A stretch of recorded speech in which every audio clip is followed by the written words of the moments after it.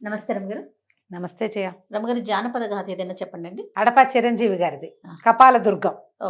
పూర్వం అట, అంటే ఇది మరీ పూర్వంగా చెప్పట్లేదు వీళ్ళు, ఒక మాదిరి పూర్వం అనుకో.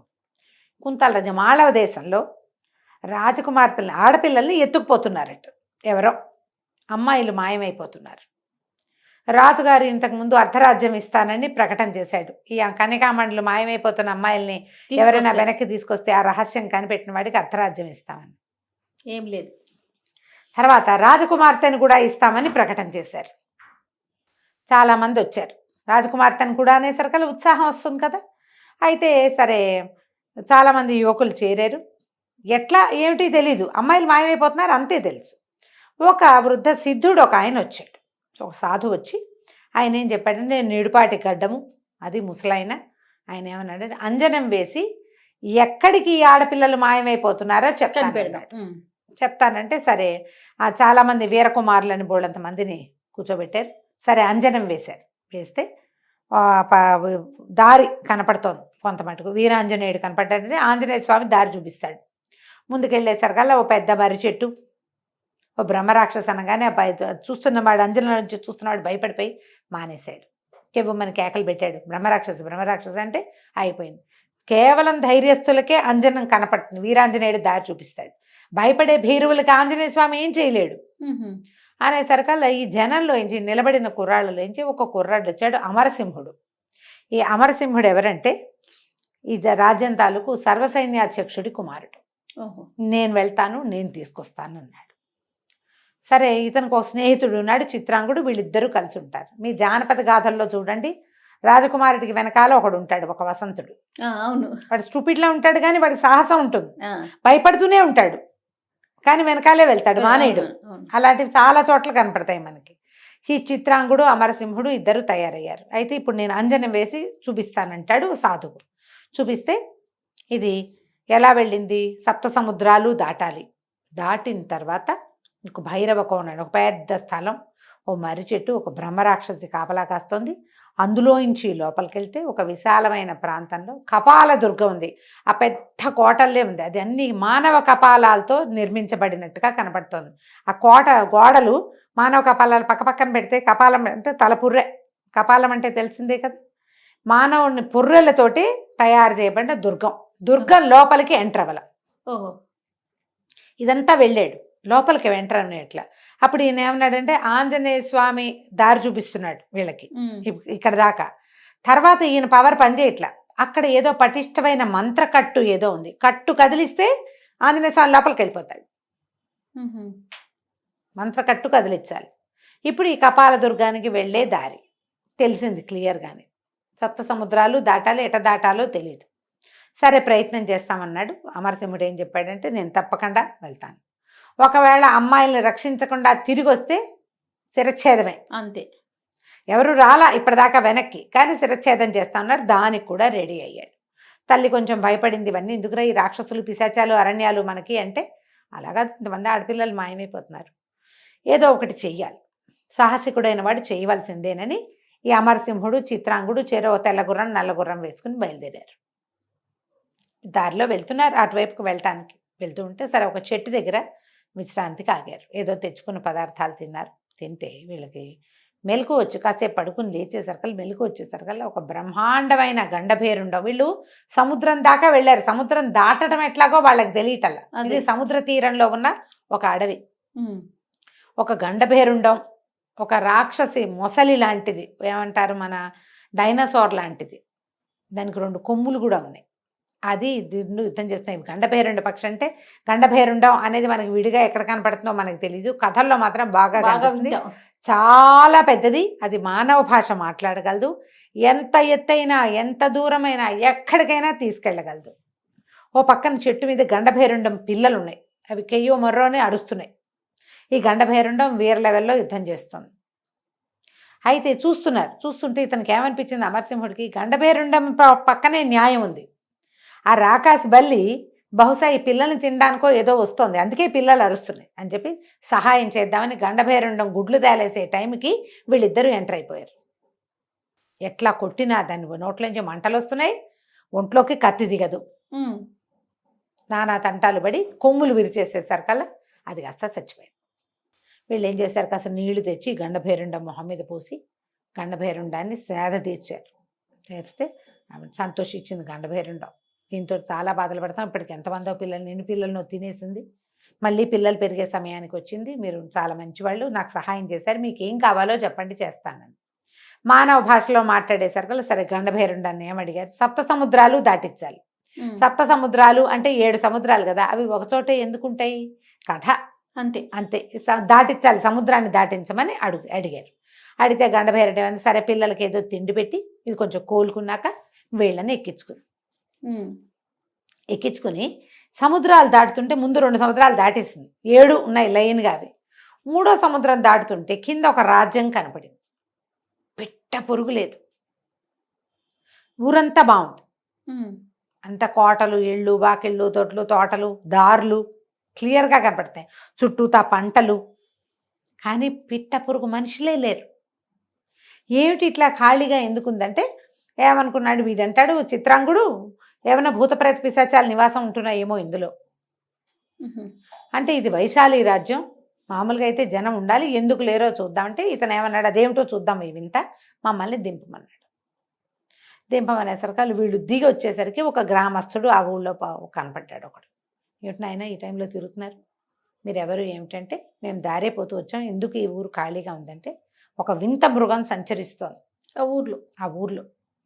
సాయంత్రం అయ్యేసరికల్లా మా ఎవడికి మూడుతుందో తెలియదు, రోడ్డు మీద ఉంటే అందరికీ మూడుతుంది, అందుకని మేము అందరం ఎవరిళ్లలో వాళ్ళు దాక్కుంటాం, పిట్ట పురుగు రాదు బయటికి, మీరు కూడా రండి రండి అని లోపల తీసుకుపోయారు. ఒక రాత్రి అయ్యేసరికల్లా ఒక విచిత్రమైన మృగం, 3 తలలు అవి ఉన్నాయి దానికి, అది తిరగటం మొదలుపెట్టి, దీనికి కూడా కొమ్ములు ఉన్నాయి. సరే వీళ్ళు ఏం చేశారు, దీని సంగతి ఏంటో చూడాలి. సాహసం అంటే అక్కడేదో పని చేస్తాం కాదు, ఎప్పుడు సాహసంగానే ఉండాలి, నిరంతరం సాహసంగానే ఉండాలి. వీళ్ళు కాస్త ఆ మృగంతో యుద్ధానికి దిగారు. ఓకే, దిగితే చిత్రాంగుడు మంచి జోరుగా ఉన్నాడు. భయం, అమ్మో నాకు భయం, అమ్మో నాకు భయం, బాబోయ్ ఎవరు నన్ను వదిలేసి వెళ్తావా అంటూ ఉంటాడు, కానీ యుద్ధానికి దిగుతూ ఉంటాడు. సరే ఇద్దరు కలిసి ఆ మృగానికి కళ్ళు పొడిచేసి కొమ్ములు విరిచేశారు. ఆ మృగం పడిపోయి పెద్ద బూడిద కుప్పయి అందులోంచి ఒక అద్భుతమైన సుందరీమణి ఒక ఆవిడ లేచి నేను గంధర్వకాంతని, నాకు శాపం ఉంది, అందుకని నేను ఇలా అయ్యాను, మానవుల చేతిలో మరణం ఉందని మనుషుల మధ్యలో తిరుగుతాను, వాళ్ళు నన్ను చంపేది లేదు, నేనే వాళ్ళని చంపేయటం అవుతుంది అని చెప్పి ఏం చేసింది, ఒక అద్భుతమైన ఉంగరం ఒకటి తన చేతిలో పెట్టింది ఈ అమరసింహుడికి. ఈ ఉంగరం ఎవరు పెట్టుకుంటే వాళ్ళు మాయమైపోతారు, పక్క వాళ్ళకి కనపడరు.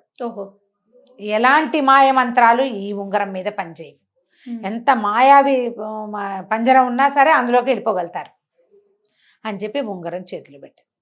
సరే మళ్ళీ గండభేరుండం వచ్చింది. వీళ్ళు ఈ ఊళ్ళో ఉన్న వాళ్ళంతా చాలా మెచ్చుకున్నారు.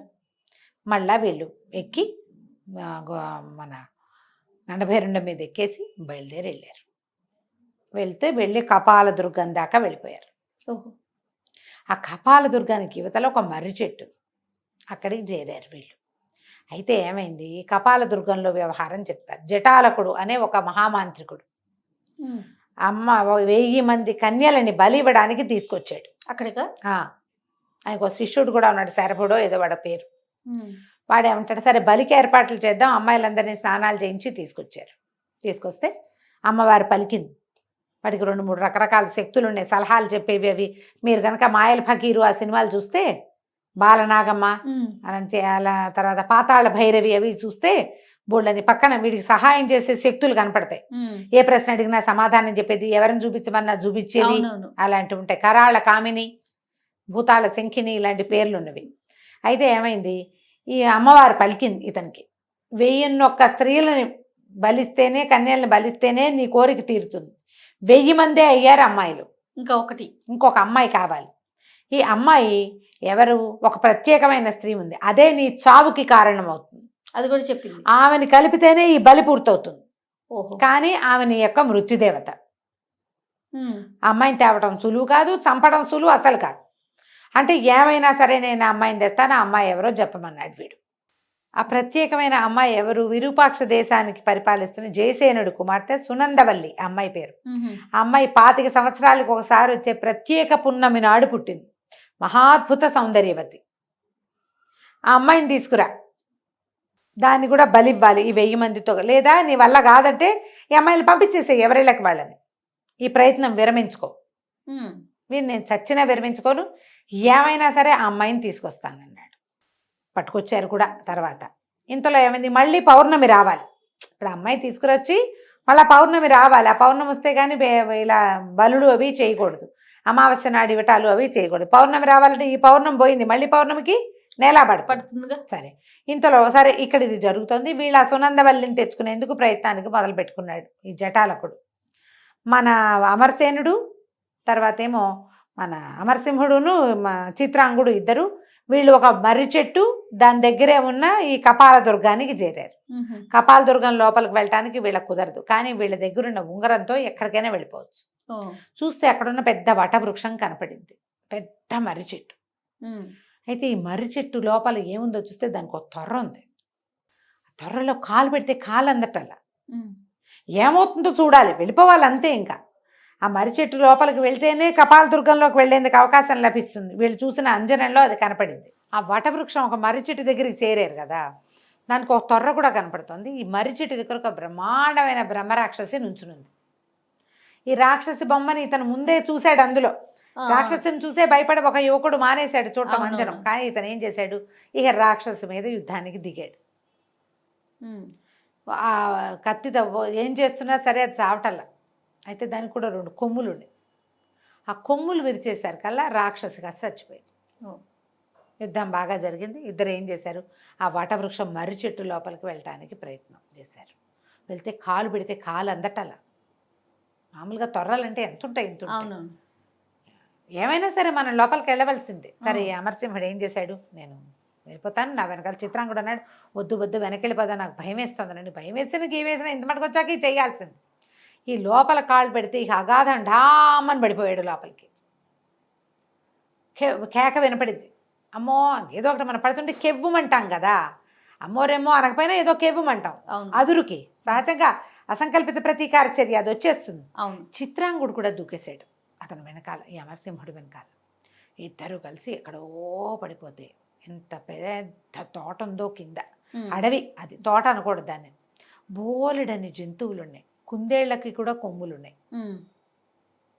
కుందేళ్ళు ఉన్నాయి, తోడేళ్ళు ఉన్నాయి, ఏమిటేమిటో ఒక్కొక్కటి విచిత్రమైన మృగాలు.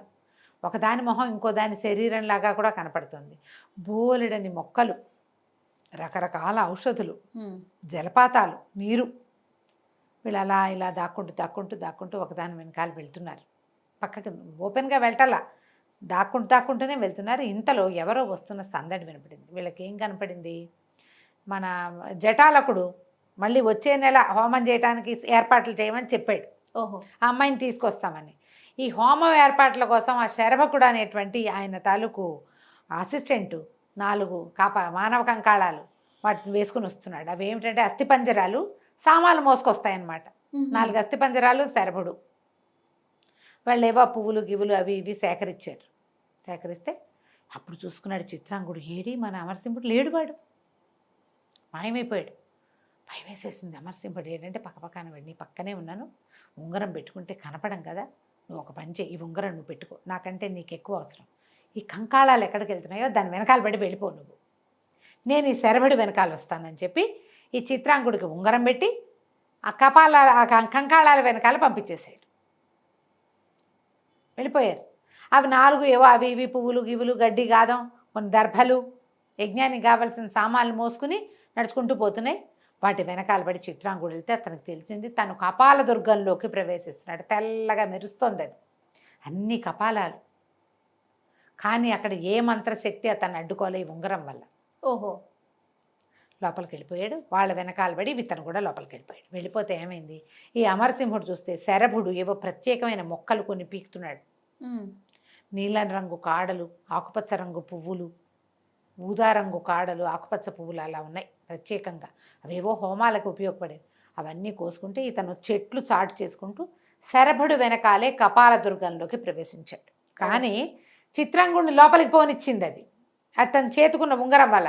ఎప్పుడైతే ఈ అమరసింహుడు గుమ్మల్లో అడుగుపెట్టాడో అక్కడి నుంచి పెద్ద పెద్దగా కేకలు వచ్చేసినాయి, మంటలు, రకరకాల మంత్రశక్తులు ప్రత్యక్షమైపోయినాయి. అక్కడ ఎవడో మానవుడు ప్రవేశిస్తున్నాడని అరిచి కేకలు పెట్టి ఈ అమరసింహుడిని కాస్త పట్టుకుని పెడరక్కలు విడిచి కట్టేసేయి, తీసుకుపోయి అన్ని కపాలాలు కంకళాలే ఉమ్, లోపలంతా కూడా అస్థిపంజరాలే తిరుగుతున్నాయి.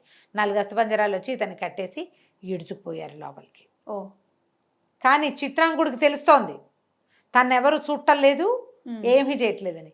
ఈ కపాలదుర్గం లోపలికి ప్రవేశించిన అమరసింహుడు చిత్రాంగుడు ఏం చేస్తారో మనం వచ్చే భాగంలో తెలుసుకుందాం. తప్పకుండా రమ్మగారు, భలే ఇంట్రెస్టింగ్గా ఉందండి. అవును. నమస్తే అండి. నమస్తే జయ.